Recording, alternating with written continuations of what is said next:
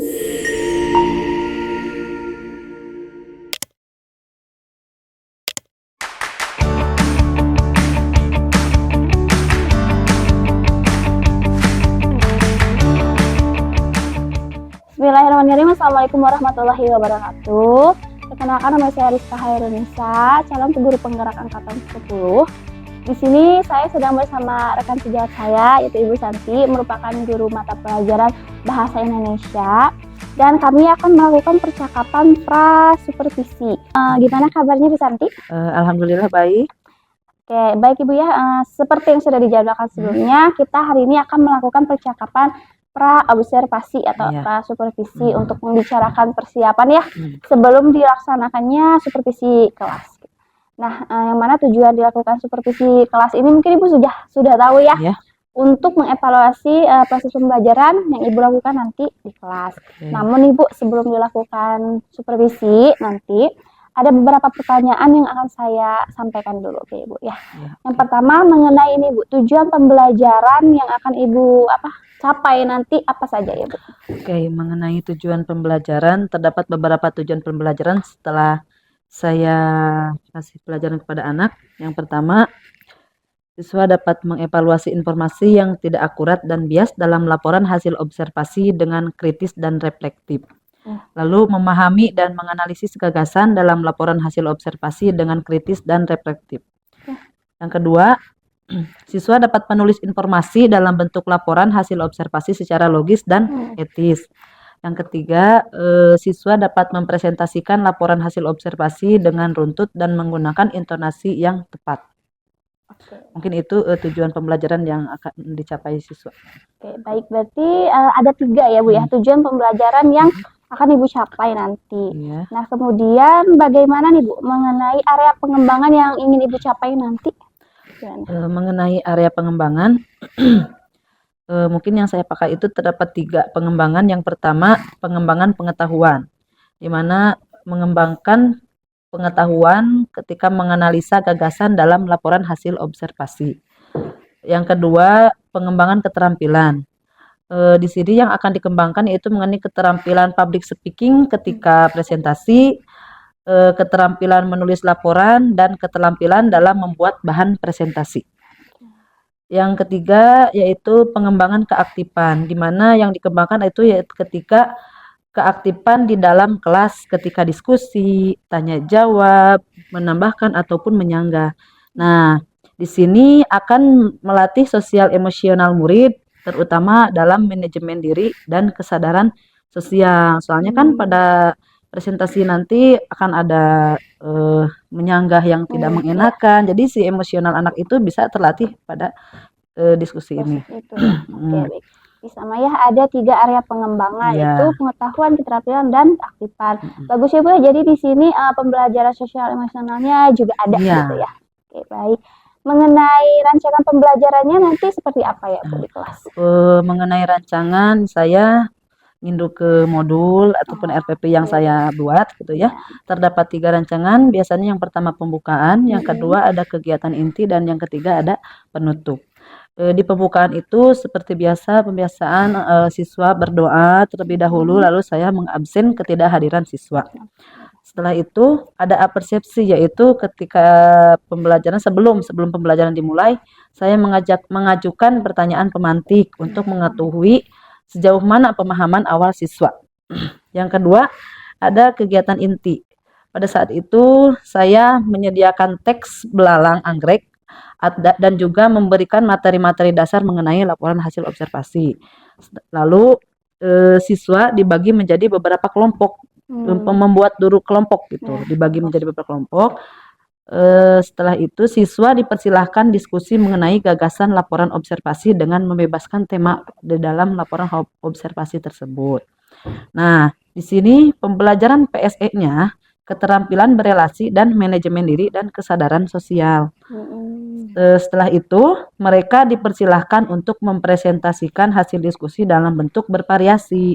Di sini saya memperbolehkan siswa itu membuat produknya itu dalam bentuk PPT, audio, video, ataupun gambar. Nah, di sini pengembangan emosional yang dikembangkan yaitu pengambilan keputusan yang bertanggung jawab. Jadi si anak itu keputusan bertanggung jawab itu dipertanggungjawabkan ketika presentasinya, pemilihan materinya.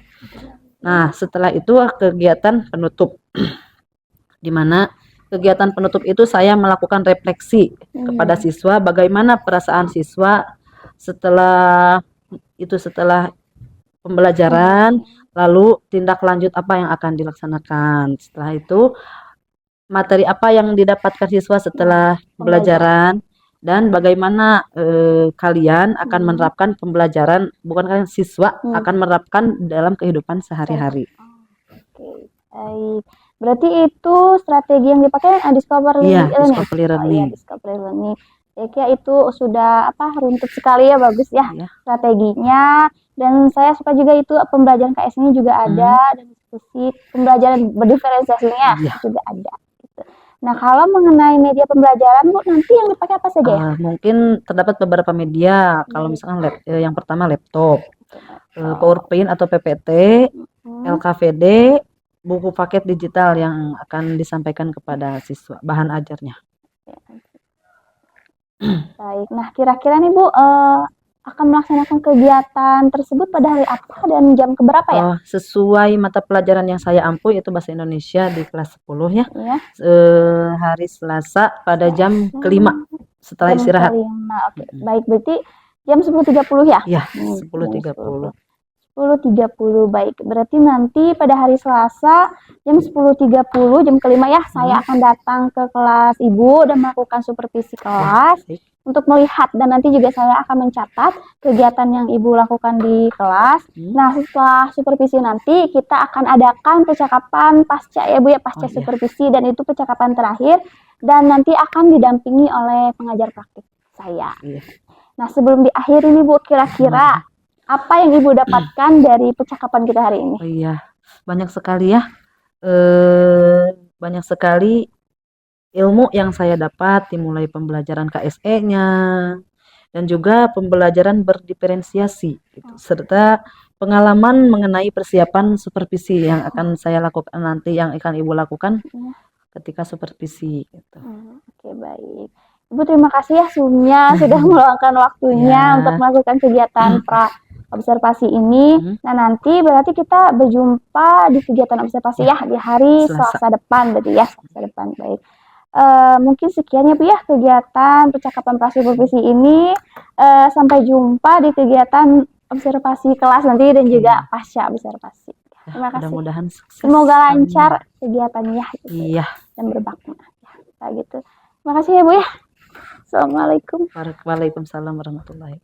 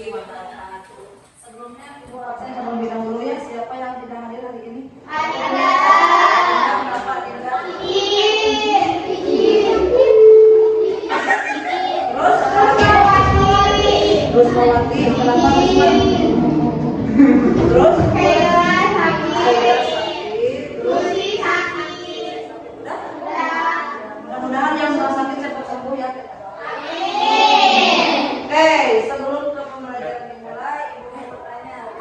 Oh ya, materi yang akan sampai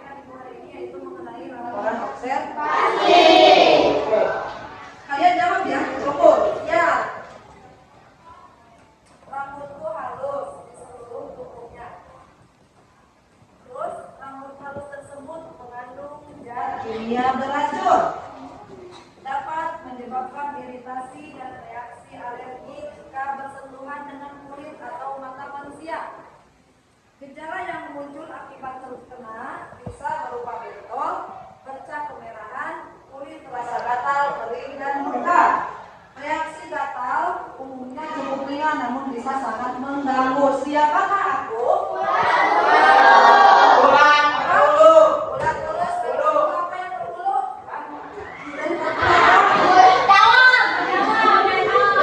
Betul sekali. Yang ulang tadi itu adalah ulat. Apa hubungannya dengan laporan hasil observasi? Apa hubungannya? Bagus. Ini ada apa lagi? Ular. Terus apa lagi? Ya, betul sekali ya tadi kata Siti. Karena yang ibu dari bacakan atau pemahaman itu ada termasuk ke dalam ciri-ciri ulat bulu. Sedangkan ciri-ciri itu termasuk ke dalam struktur laporan hasil observasi. Oke. Setelah itu tujuan pembelajaran yang akan dikemukakan setelah kalian belajar sama ibu, kalian dapat mengevaluasi informasi yang tidak akurat dan bias dalam laporan hasil observasi dengan kritis dan reflektif. Memahami dan menganalisis gagasan dalam laporan hasil observasi dengan kritis dan reflektif. Yang kedua, kalian dapat menulis informasi dalam bentuk laporan hasil observasi secara logis dan etis. Dan yang terakhir, kalian bisa mempresentasikan laporan hasil observasi. Yang pertama, definisi teks laporan hasil observasi, di mana teks laporan hasil observasi ini adalah teks yang berisi informasi atau penjabaran umum yang didapatkan dari hasil pengamatan atau observasi. Nah, tujuan kegiatan pengamatan tersebut adalah mendapatkan informasi tentang tingkah laku, kondisi, keadaan ataupun situasi ataupun objek yang diteliti. Lanjut. Ada karakteristik teks laporan hasil observasi, di mana karakteristik laporan hasil observasi itu yang pertama bersifat objektif, yang pertama ada pernyataan umum, yang kedua ada deskripsi bagian, dan yang ketiga ada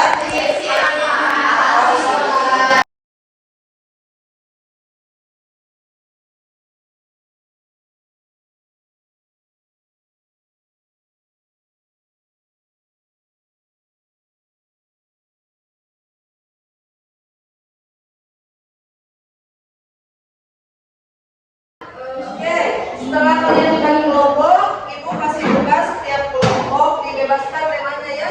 Mau membahas mengenai tumbuhan, mau mengenai hewan, ataupun ada. Ibu bebaskan tema laporan hasil observasi kalian. Ibu kasih lembar kerja ke kelompok, nanti diisi. Lalu untuk penjelasan ke depannya, masing-masing kelompok menjelaskan. Ya.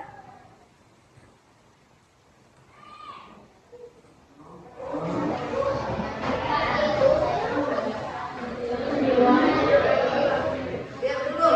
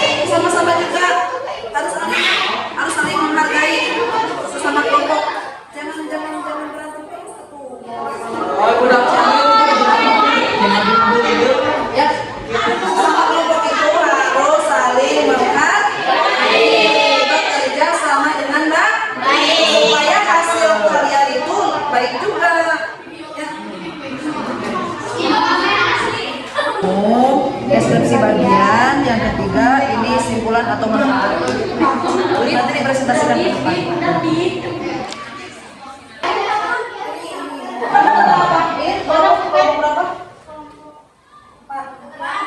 Tentang apa mau tentang apa? Di sini ada pernyataan.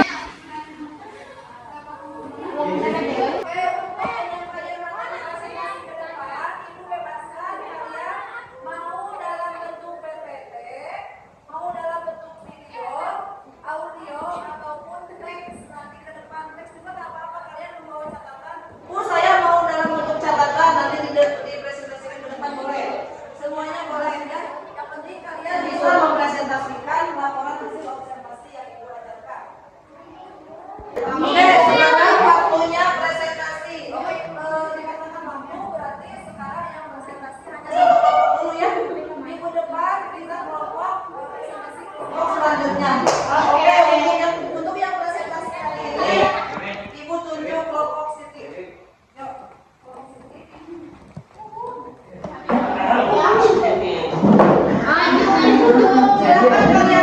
Silakan disimak presentasi teman kalian ini.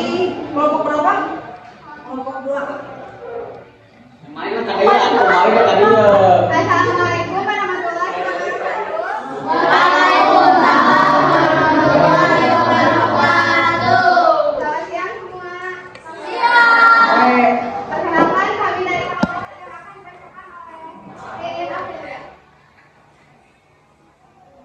Pada pengertian, teks laporan hasil observasi adalah teks yang berisi informasi tentang tingkah laku Perhatikan teman-teman, perhatikan. atau situasi Diperhatikan ke depannya, nanti ada sesi tanya jawab.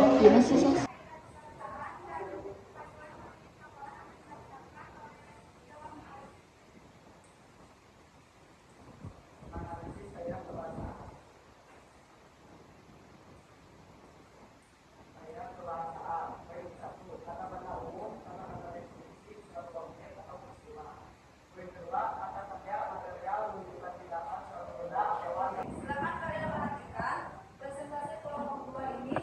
Contoh laporan observasi yang disajikan mengenai kucing.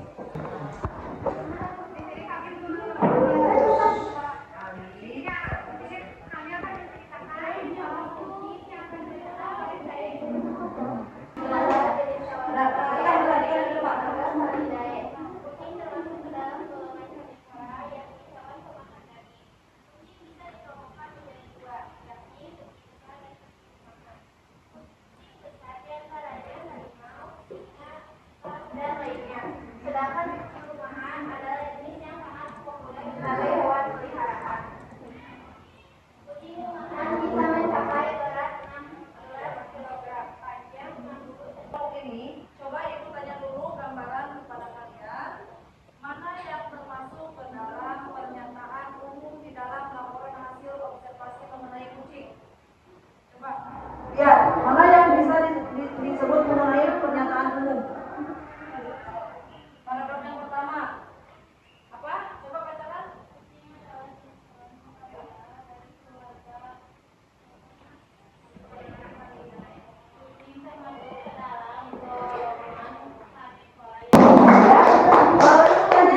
Jawaban hasil apakah betul atau tidak? Betul. Ya, silakan sekarang lanjutkan ke penjelasannya oleh penyaji.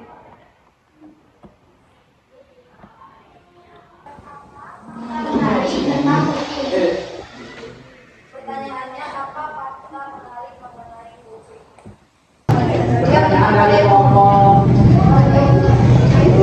Fakta menarik tentang kucing. 1. Kucing tidur lebih dari 13 jam sehari. 2. Mempunyai gen mirip dengan harimau. 3. Bisa merasakan emosi manusia. 4. Melompat setinggi 5 kali lipat dari badan. 5. Keseimbangan tubuh kucing luar biasa. 6. Membersihkan tubuh dengan lidah. Dan terakhir, suara dengkuran yang bisa meredakan stres manusia. Terima kasih. Oke, udah? Oke, silakan duduk dulu. Sekian yang dapat kami sampaikan. Maaf jika ada kekurangan karena kesempurnaan betul dan mengirim presisi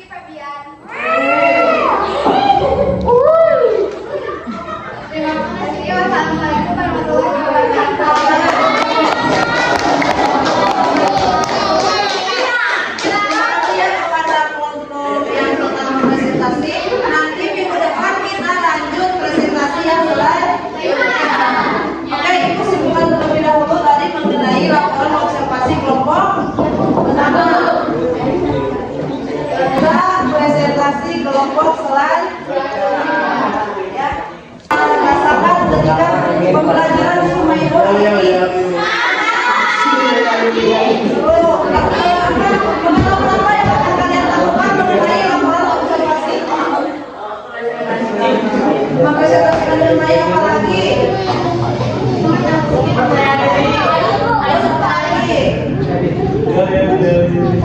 Percaya diri, terus pembelajaran apa yang kalian dapatkan pada hari ini? Ya, bagus. Apa lagi? Dalam kehidupan sehari-hari kalian harus memanfaatkan pembelajaran pada hari ini ya. Oke, mungkin dikarenakan waktu itu yang bisa disampaikan. Minggu depan kita membahas atau melanjutkan presentasi untuk kelompok selanjutnya. Silakan biasanya dirapikan kembali ke selanjutnya. Bismillahirrahmanirrahim. Assalamualaikum warahmatullahi wabarakatuh. Perkenalkan, nama saya Rizka Hairunisa, calon guru penggerak angkatan 10. Kali ini saya akan melaksanakan percakapan pasca observasi bersama dengan Ibu Santi yang merupakan guru bahasa Indonesia dan ditemani dengan Ibu pengajar praktik yaitu Ibu Rita. Terima kasih Ibu sudah meluangkan waktunya.